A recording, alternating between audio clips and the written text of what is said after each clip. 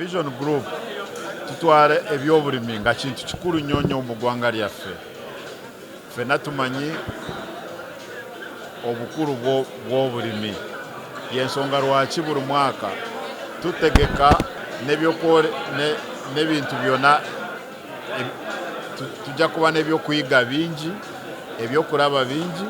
Y'ensonga lwaki mbayita mwenna mujje wano e Namboole wiiki ejja ku Lwokutaano, ku Lwomukaaga ne Sande mulabe ebintu bingi ebyokulaba, ebyokuyiga. Tuyita abantu bonna okujja mu Harvest Money bajje balabe bitutunda okwongera ku value. Omuntu waba alimye emwanyi agyongerako atya. Tuleese machines ezisobola okukola kaawa, tuleese ebyuma oba olima ebyennyanja okola otyo ebyennyanja ebyo n'obeera nga mwennyini osobola okufuna ekyennyanja nga okisiisa ebyuma byonna tubireese. Banange mujje mulabe ebyuma bye musobola okukozesa mu nnimiro zammwe okufukirira nga teweetaaga kulinda nkuba.